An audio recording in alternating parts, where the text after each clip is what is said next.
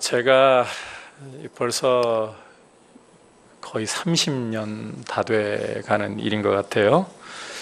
카투사로 군에 복무하고 있을 때 하루는 정말 자존심이 상하고 마음이 상하는 일이 있었습니다. 미군 병장 하나가 행정실로 내려와서 저한테 서류를 내밀더니 이 서류를 당장 만들어서 처리해달라. 제가 그 전에 이미 처리해야 할 서류들이 좀 많이 쌓여 있었어요. 다른 군인들도 처리해줘야 할 서류들이 있어가지고 이 병장은 기다려야 했거든요. 그래서 이 병장에게 지금 처리해야 할 서류가 많이 쌓여 있으니까 기다려라. 내가 순서가 되면 해줄게. 이랬더니 아주 명령조로 무례하게, 참고로 미군들 같은 경우는 상병부터가 하사관에 해당이 돼요. 그래서 병장쯤 되면 일반 하사관 아닌 병들에게는 상당히 좀 자기 세를 부릴 수도 있는 자리이긴 합니다. 제가 그때 상병이었는데 대뜸 이런 소리를 하는 거예요. 너는 이 서류를 지금 당장 해주어야만 된다. 왜냐하면 우리가 너희 나라를 지켜주러 왔기 때문이다. 이 순간에 정말 자존심이 상하고 마음이 확 상하고 분노가 올라오더라고요. 그래서 미군 병장에게 한 소리를 했죠. 왜 니들이 우리나라를 지켜주냐? 하나님이 지켜주시지. 제가 그 소리를 했어요. 막무가내로 그래도 이 서류를 처리해야 된다. 저는 못한다. 기다려라. 근데 속에서는요, 참 자존심 상하더라고요. 그 순간만큼은 힘이 없고 이 덩치가 작은 나라라는 게 속에서 좀 너무 울분이 올라오고 싫어지는 그런 순간이었습니다. 우리는 큰 것을 참 좋아합니다. 집도 이왕이면 큰 평수이면 좋겠고, 타고 다니는 차도 무조건 크다고 다 좋은 건 아니겠지만 그래도 이왕이면 큰 차. 우리의 어떤 사회적인 신분이나 지위도 큰 것을 좋아하는 경향이 있습니다. 따라서 이 크다는 게 우리 인생을 살아가면서 벗어날 수 없는 굉장히 중요한 하나의 질문이고, 무엇이 큰 것인가, 이것을 잘 정의 내리고 살아야 할 이 과제가 우리 그리스도인에게 있는 것 같아요. 오늘 이 밤에는 하나님의 말씀을 통해서 정말 크다는 것이 무엇인가, 이 크다는 것에 대한 정의를 제대로 내리고서 우리가 정말 큰 것을 제대로 사모할 줄 아는 그런 모습으로 주 앞에 드려지기를 축복합니다. 저는 여러분들이 하나님 보시기에 큰 분들이 되시기를 주의 이름으로 축복합니다. 큰 분들이 되세요. 하나님 보시기에 큰 분들이 되세요. 오늘 함께 읽은 말씀 6절부터 8절까지에서 모세는 이스라엘이 장차 가나안 땅에 들어가서 이루게 될 모습을 예고하면서 말씀하고 있습니다. 이 말씀 속에서 모세는 자그마치 3차례나 큰 나라라는 표현을 반복해서 쓰고 있습니다. 자, 그런데 여러분께서 5절부터 8절까지 읽으신 이 내용 중에 큰 나라를 모세가 이야기하는 그 중에 우리가 일반적으로 기대하는 큰 나라에 대한 요건이 과연 보이는가? 보시기 어떻습니까? 우리가 일반적으로 생각하는 큰 나라의 요건들, 모세가 이스라엘에게 주고 있는 말씀 중에 과연 찾아볼 수 있습니까? 자, 여러분, 우리가 크다고 할 때 보통 어떠한 것을 기대합니까? 국민의 숫자가 다른 어떤 민족들보다 많다든지, 아니면 군사 경제력이 거의 어떠한 것도 맞먹을 수 없을 정도로 강력하고 크다든지, 아니면 적어도 땅덩어리라도 크다든지, 이런 조건들이 좀 구비되어야 되는 거 아닙니까? 그래서 우리는 크다고 할 때에 사이즈를 생각하게 되고 숫자를 생각하게 되고 힘을 떠올리게 마련입니다. 자, 그런데 오늘 말씀에서 하나님은 모세를 통해 큰 나라에 대해서 말씀하시면서 그런 일반적으로 크다 할 조건들을 전혀 언급조차 하시지 않습니다. 아니, 여러분께서 신명기 7장 7절을 보시면 하나님께서 이스라엘을 가리켜서 오히려 어떻게까지 말씀을 하고 계시는가? 여러분 한번 말씀 찾아볼까요? 신명기 7장 7절 잠깐 한번 찾아서 보도록 하겠습니다. 신명기 7장 7절 같이 읽어보겠습니다. 시작. 여호와께서 너희를 기뻐하시고 너희를 택하심은 너희가 다른 민족보다 수요가 많기 때문이 아니니라. 너희는 오히려 모든 민족 중에 가장 적으니라. 자, 뭐라고 말씀하고 있습니까? 이스라엘이 모든 민족 중에서 가장 적으니라. 이스라엘이요, 하나님께서 사랑하시는 이유가 이게 숫자라도 많거나 힘이라도 있거나 전혀 그런 문제가 아니라는 겁니다. 애굽에서 430년 동안을 노예로 살았던 민족이고, 숫자를 봐도 이게 크게 번성했다 할지라도 다른 나라, 다른 민족들과 비교해 보면 형편없는 숫자에 불과합니다. 자, 그런데 어떻게 이런 보잘것없는 민족이 큰 나라를 이룰 수 있단 말인가? 자, 그렇다면 하나님께서 보시기에 크다고 하시는 것은 우리가 일반적으로 생각하는 이 크다는 것과는 개념 자체가 완전히 다르다는 거겠죠. 자, 여러분, 성경은 크다는 것을 단지 덩치가 크다, 숫자가 많다, 어떤 힘이 강력하다, 이런 개념으로 결코 접근을 하지 않습니다. 여러분, 이러한 것들은 우리가 생각하기에 상대적인 수치일 뿐이지 하나님 앞에서는 결코 절대적일 수가 없습니다. 예를 한 가지만 좀 들어볼게요. 여러분, 그 또랑에 물이 흘러가고 있어요. 그런데 폭풍우가 몰아칩니다. 이 또랑물이 일렁인데, 자, 물결이 일어나 본들 얼마나 크게 일어날 수 있을까요? 과연 저 망망대해에 거대한 파도가 일어날 때처럼 이 물결이 크게 일어날 수 있습니까? 최근에 뉴스를 보니까 남극해에 역사 이래로 파도가 제일 큰 수치로 관측이 되었다 그럽니다. 그 높이가 얼마인가 하면 23.8m예요. 그런 거대한 파도 앞에서 또랑물이 아무리 비바람이 세게 몰아쳐가지고 일렁인다, 이 또랑물이 크다 한들 거대한 파도 앞에서 이건 크다라고 절대로 할 수가 없는 수치인 거죠.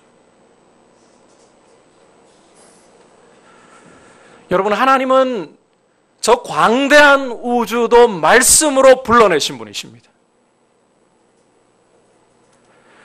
우리가 과학이 아무리 발달했다 한들 우주의 저 광대함을 계산해낼 수가 없거든요. 그런데 저 광대한 우주마저도 말씀으로 불러내신 그 크신 하나님 앞에서 우리가 크다라고 하는 것이 과연 큰 것인가? 이것은 도토리 키재기에도 비할 수 있는 수준이 아니라는 겁니다. 따라서 우리가 크다라고 하는 것들이, 여러분, 사이즈가 크고 숫자가 많고 힘이 세고, 이것은 우리가 크다라고 개념을 잡을 문제가 아니라는 거예요. 자, 그런데 이런 이야기들을 할 때 또 반대로 극단으로 치달을 수도 있어요. 우리 마음이라는 게 이 죄성으로 인해 가지고 하도 극에서 극으로 잘 달려요. 그러다 보니까 이런 이야기를 하니까 또 이 건물이 크다, 숫자가 많다, 힘이 있다, 이걸 잘못된 것이고 부정적인 것처럼 또 생각하고 다 좀 이상하게 여기려고 하는, 이것도 극단이에요. 그럴 필요가 전혀 없는 문제입니다. 여러분 잘 들으셔야 돼요. 하나님 보시기에 크다고 하는 것은 사이즈나 숫자나 힘과 비례하지 않는다는 것뿐, 이런 사이즈와 힘이나 숫자를 터부시하고 잘못되었다고 절대 생각하실 이유가 없는 거예요. 무슨 말씀인지 이해하시겠죠? 자, 그렇다면 하나님께서 크다라고 말씀하시는 것이 무엇이냐? 우리가 무엇을 진정으로 큰 것으로 여겨야 할 것인가? 첫 번째 요건 같이 먼저 보겠습니다. 5절과 6절 말씀 함께 한 목소리로 읽겠습니다. 시작. 내가 나의 하나님 여호와께서 명령하신 대로 규례와 법도를 너희에게 가르쳤나니 이는 너희가 들어가서 기업으로 차지할 땅에서 그대로 행하게 하려 함인즉 너희는 지켜 행하라. 이것이 여러 민족 앞에서 너희의 지혜요 너희의 지식이라. 그들이 이 모든 규례를 듣고 이르기를 이 큰 나라 사람은 과연 지혜와 지식이 있는 백성이로다 하리라. 건너가서 8절도 계속 같이 읽겠습니다. 시작. 오늘 내가 너희에게 선포하는 이 율법과 같이 그 규례와 법도가 공의로운 큰 나라가 어디 있느냐. 자, 방금 함께 읽은 이 3절의 말씀에서 이스라엘을 큰 나라가 되게 하는 첫 번째 요건이 무엇인가요? 자, 8절을 보시면 간단하게 요약하면 하나님의 말씀이에요. 하나님의 말씀. 조금 더 구체적으로 이야기를 한다면 5절, 6절에서 보는 것처럼 하나님 말씀을 지켜 행하는 것, 하나님 말씀에 순종하는 것이 바로 큰 나라의 요건이라는 것입니다. 모세는 이스라엘이 약속의 땅 가나안에 들어가서 하나님이 주신 이 율법의 규례를 하나하나 지켜 행할 때에 이것이 너희의 지혜이고 지식일 것이라. 아울러 바로 이와 같이 말씀에 순종한 이스라엘의 모습을 보고 또 이 하나님의 말씀을 듣고 열방은 이스라엘을 큰 나라라고 여기게 되고 지혜와 지식이 있는 백성이라고 여기게 될 것이다. 여러분, 큰 나라라는 것은요, 지혜와 지식이 있는 나라를 가리키는 거예요. 그리고 이 지혜와 지식은 하나님의 말씀을 순종하는 데서부터 나오는 것입니다. 따라서 큰 나라의 첫 번째 요건은 한번 따라합시다. 하나님의 말씀을 순종하는 데 있습니다. 여러분, 여기서는 나라를 이야기하고 있지만 이것은 성도 개개인에게도 동일합니다. 무엇이 우리의 삶을 위대하게 만들어주고 하나님 보시기에 크게 만들어주느냐? 하나님 말씀에 순종하는 거예요.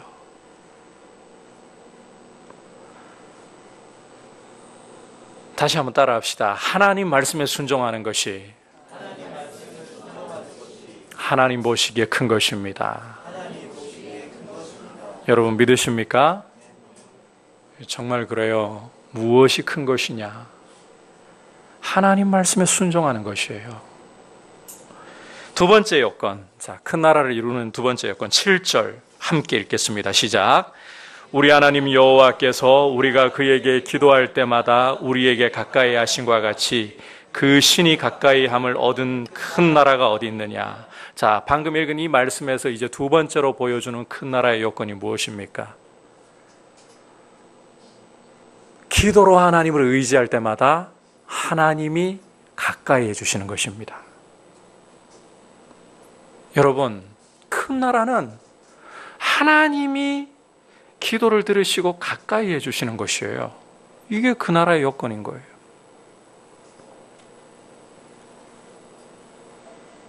하나님이 가까이 하신다. 여러분, 이게 진짜 큰 나라의 요건이라는 겁니다. 자, 말씀 정리를 한번 해봅시다.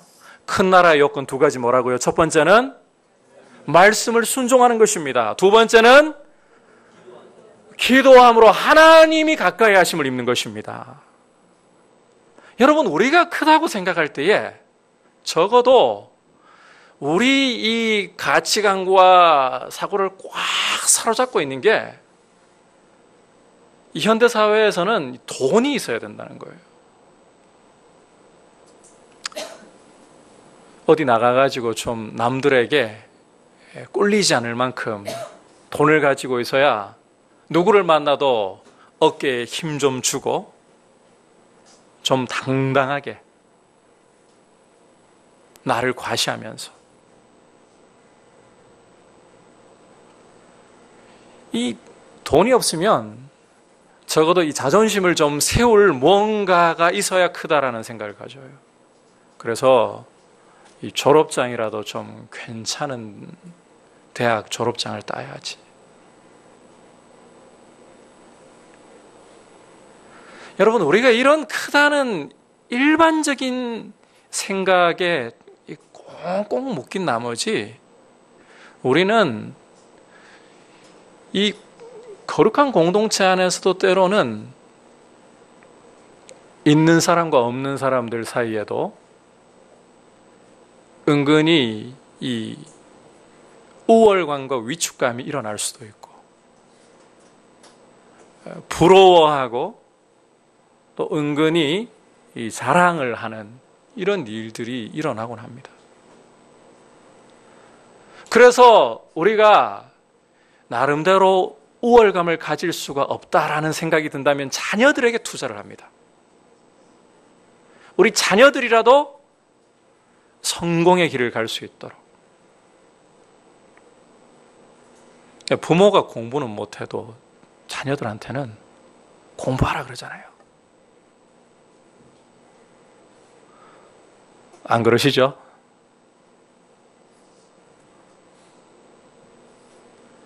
그러지 않는 게 복이 있습니다.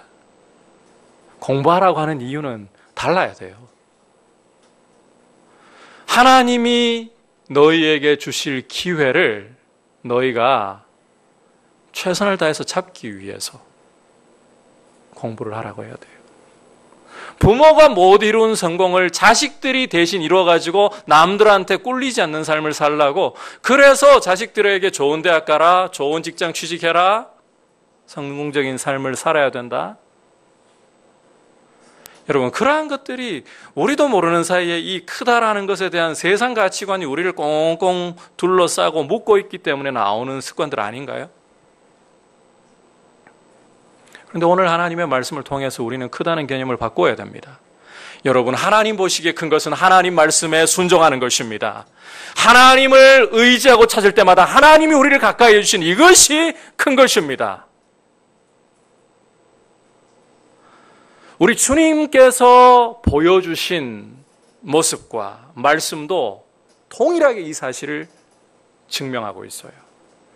여러분, 빌립보서 2장에서 사도 바울은 빌립보 교회를 향하여서 이렇게 말씀을 하고 있어요. 우리 함께 말씀 잠깐 좀 찾아보도록 합시다. 신약성경 빌립보서 2장 5절부터 10절.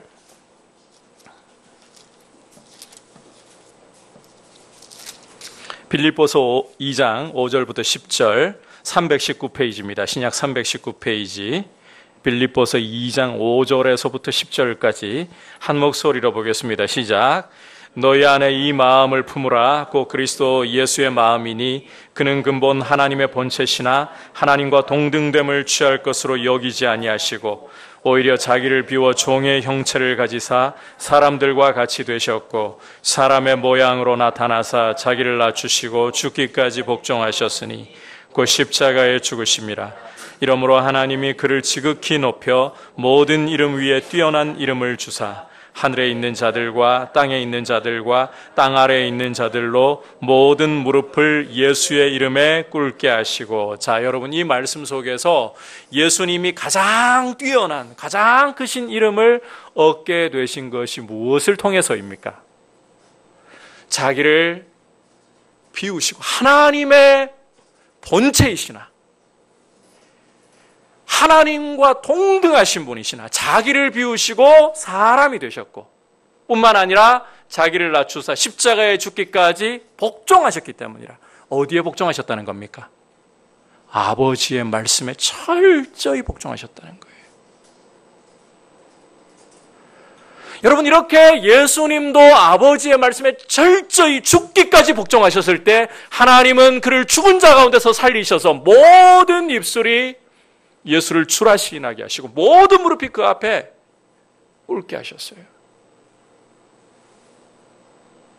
무엇이 정말 커지는 길입니까? 우리의 자존심을 세우고 남들이 부러워할 성공을 거두는 것이 하나님 보시기에 큰 것인가요? 아니에요. 하나님 말씀 앞에 순종하는 것이에요.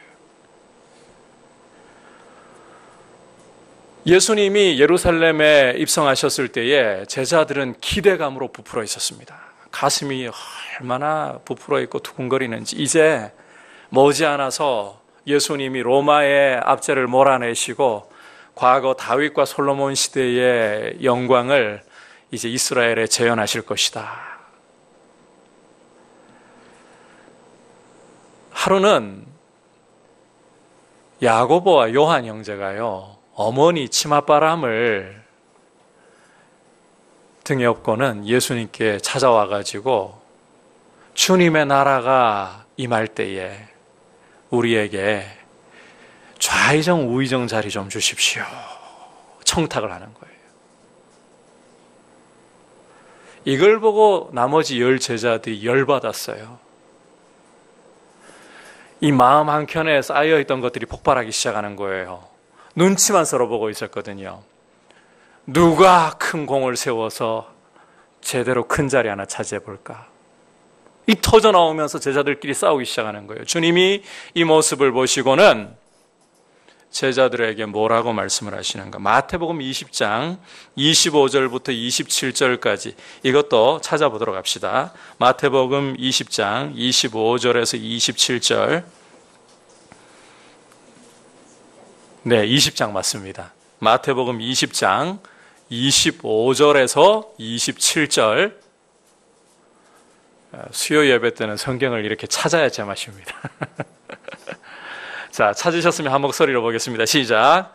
예수께서 제자들을 불러다가 이르시되 이방인의 집권자들이 그들을 임의로 주관하고 그 고관들이 그들에게 권세를 부리는 줄을 너희가 알거니와 너희 중에는 그렇지 않아야 하나니 너희 중에 누구든지 크고자 하는 자는 너희를 섬기는 자가 되고 너희 중에 누구든지 으뜸이 되고자 하는 자는 너희의 종이 되어야 하리라. 자, 주님이 말씀하시는 큰 사람이 누구입니까? 크고자 하는 자는 섬기는 자가 되어야 한다. 으뜸이 되고자 하는 자, 총이 되어야 한다. 여러분, 크다는 개념이 완전히 달라요.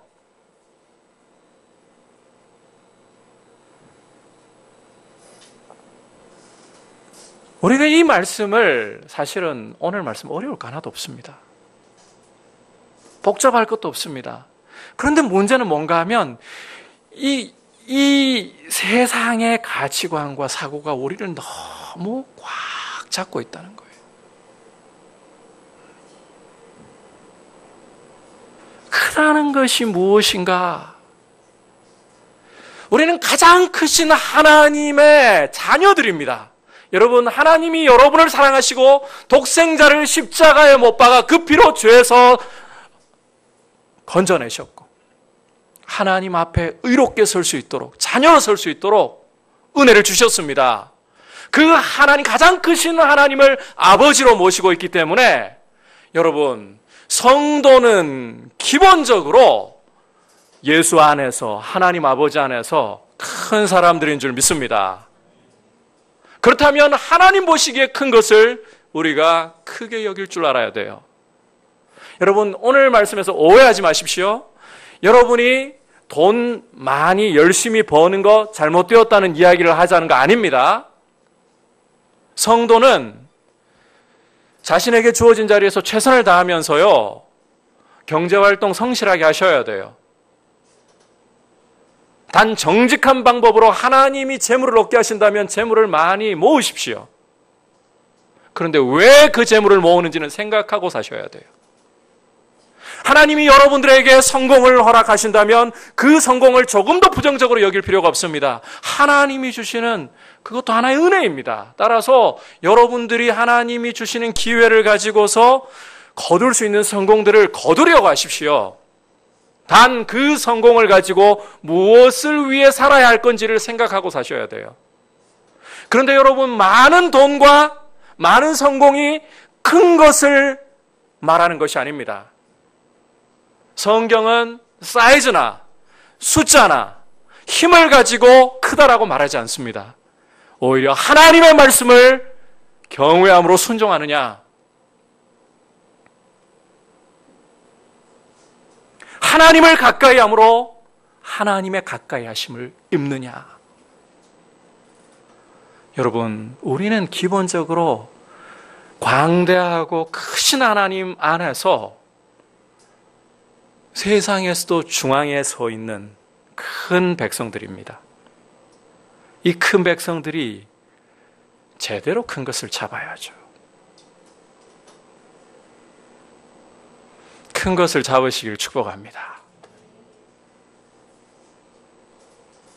하나님 말씀에 순종하고 기도로 하나님을 가까이 하면서 하나님의 가까이 하심을 입으시기를 바랍니다. 그게 위대함이에요. 그게 큰 거예요. 우리가 돈이 많은가 적은가 이것 때문에 마음이 흔들리지 말고, 이웃에 누군가가 큰 평수로 이사를 갔다고 하는데 이것 때문에 우리 마음이 흔들리지 말고, 하나님이 우리에게 주신 자리에서, 여러분, 이 재물을 많이 맡기시는 사람은 그것도 은사이고요. 때로는 하나님께서 가난하게 살게 하셔도 그게 잘못된 게 아니에요. 각 사람에게 주신 분량이 있어요. 그렇다면 그 안에서 감사함으로 살아갈 때 하나님 필요한 것도 채워주실 줄 믿습니다. 그래서 우리가 남을 부러워하거나 비교 속에서 누가 크냐 이런 세상의 가치관에 매일 필요가 없다는 거예요. 제가 이야기 하나만 들려드리고 이제 말씀을 좀 마치려고 합니다. 뉴질랜드에서 일본인 유학생들 대상으로 사역하고 계시는 우리 장철호 선교사님, 정은혜 선교사님, 여러분께서 소식을 통해서도 알고 계시고 교회 오셔가지고 주일 강단 섬기신 적도 있기 때문에 아시는 분들은 다 잘 아실 겁니다. 정은혜 선교사님 모친께서 지금 연세가 상당히 높으신데 전도사님이세요. 전에 저희 교회 말씀 전하러 오셨을 때 제가 어머님 댁에 계신다 해가지고 두 분 뵈러 갔었는데 청도에 계시더라고요. 근데 찾아가는데 산 꼭대기예요. 산 꼭대기에 가보니까 거기가 어딘가 하면 음성 나환자촌이에요. 거기에서 전도사님으로서 목회를 하고 계시더라고요. 그러면 그 음성 나환자촌에 사람들이 많고 경제활동이 왕성해가지고 제대로 이렇게 지내시기가 좋으냐? 아니요. 저희가 찾아갔을 때 불과 한 이틀 전인가 장로님, 그 교회의 장로님 한 분 돌아가셨다 하더라고요. 남아있는 분들이 이제는 어른 2분 정도. 제가 그 말씀을 들으면서요, 정말 존경스럽더라고요. 그런 목회지에서 사실 경제활동 안 돼요. 남아 계신 어르신들 한 분 한 분 보내면서 이 성도를 주님 앞에 떠나보내면서 영광스러운 나라에서 제외하겠지만 그 돌보던 양들을 주님 품에 보낼 때 얼마나 이 가슴이 아픈지. 그럼에도 불구하고 그곳을 떠날 수 없는 이유가 주님이 맡겨주신 양들이 남아있기 때문에. 여러분, 이 교회가, 이 전도사님의 사역이 과연 여러분 생각에는 보잘것없고 작다라고 할 수 있겠습니까?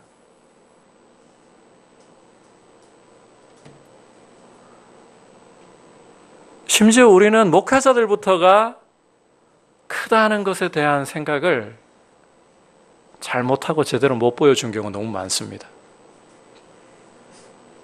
사이즈나 숫자는 큰 것을 결정하는 요소가 아닙니다. 하나님이 필요하시면 어떤 분들에게는 많은 숫자와 또 많은 힘을 맡겨주시는 것입니다. 더 사랑하시기 때문에. 그러면 제가 말씀드린 정은혜 선교사님 모친 되시는 전도사님은 덜 사랑하셔서 그런 자리를 맡기시는 건가요? 고생 좀 해보라고? 아니에요. 거기 위대함이 있는 거예요. 여러분, 우리 성도들은 이 세상의 가치관에 우리 마음이 묶여 있어서는 안 돼요. 무엇이 큰 것인가? 저는 우리 이 대한민국도 마찬가지라고 생각합니다. 아무리 경제적으로 어려움을 겪고 있고 열강들 속에서 이 견뎌내야 되는, 나라가 견뎌내야 되는 여러 가지 어려움들 속에서도 우리 한국교회가 다시 한번 하나님의 거룩한 말씀 앞에 끼어 일어나서 순종하고 하나님 앞에 부르짖으면서 하나님의 가까이 하심을 입는다면, 여러분, 이 이스라엘, 우리나라 강원도 땅밖에 안 되는 나라입니다. 그런데 다윗 시대와 솔로몬 시대는 위대함이 나왔어요. 큰 나라로 여겨졌어요. 우리도 충분히 가능한 거죠. 큰 것을 사모하십시오.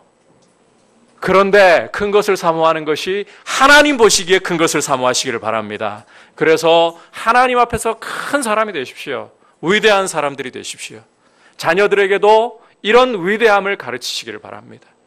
그래서 우리가 하나님이 정말로 귀하게 쓰시는 그런 모습으로 세워져 나갈 수 있기를 축복합니다. 같이 기도하겠습니다. 이 시간